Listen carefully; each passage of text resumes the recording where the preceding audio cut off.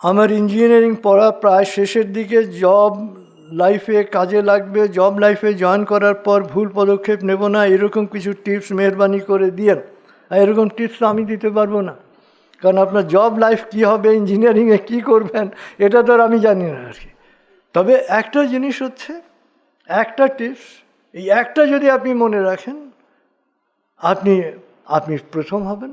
এবং এই একটা জিনিস আমি সবসময় আমার জীবনে নিজে ফলো করার চেষ্টা করেছি, যে নিজের কাজটা সবচেয়ে ভালোভাবে করবেন। আপনি ইঞ্জিনিয়ার হিসেবে যে সাবজেক্ট, আজকাল তো কত রকম ইঞ্জিনিয়ারিং আছে, যেই সাবজেক্ট আপনার হোক, আপনার যে কাজ আপনি শিখবেন সবচেয়ে ভালো এবং কাজটা করবেন সবচেয়ে ভালো, আর কিছু লাগবে না। একটা টিপস যথেষ্ট আর কি। কারণ যে গরু দুধ দেয়, সে 2-4টা লাথি মারলেও মালিক কিছু মনে করে না। অতএব আপনি যদি সার্ভিস দিতে পারেন, তো আপনি সবসময় মাথার উপরে থাকবেন আর কি। আপনাকে খাতির করবে, আপনাকে তোয়াশ করবে, আপনাকে যত রকম অয়েলিং করতে হয় অয়েলিং করবে। আর যদি কাজটা ভালোভাবে করতে না পারেন, মালিক আপনাকে অয়েলিং করবে না, মালিক আপনাকে শান্টিং দিয়ে বিদায় করে দেবে আর কি।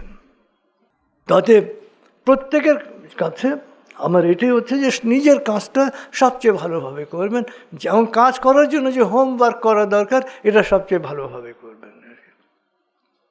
এবং আমি এখনও ধরেন 33 বছর ধরে একই লেকচার দিচ্ছি, এখনও কোর্সের আগে রাতে আমি হোমওয়ার্ক করি আর কি।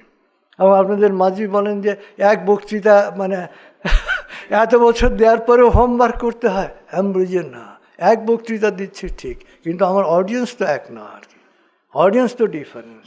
প্রত্যেক কোর্সে চেহারাগুলো তো আলাদা, মানুষগুলো তো আলাদা আর কি।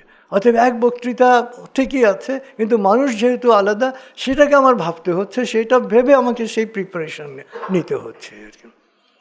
অর্থাৎ আমি সবসময় চেষ্টা করেছি, আল্লাহর রহমত এটা আমার উপরে, যে আমার কাজটা সবচেয়ে ভালোভাবে করার আর কি।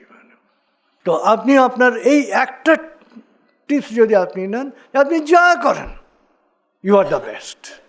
যে এই কাজে আপনি সবার চেয়ে ভালো যেন করতে পারেন। এবং কখন করতে পারবেন? যখন আপনি পূর্ণ মনোযোগ আপনার কাজে দেবেন, যখন হোমওয়ার্ক করবেন, যখন খালি আচ্ছা মেরে দেবো না আর কি।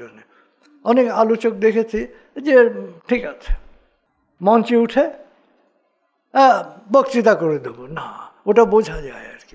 আবার হোমওয়ার্ক করে আসলে সেটাও বোঝা যায় আর কি। তো সবসময় নিজের কাজটা ভালোভাবে করবেন, আপনি ভালো থাকবেন।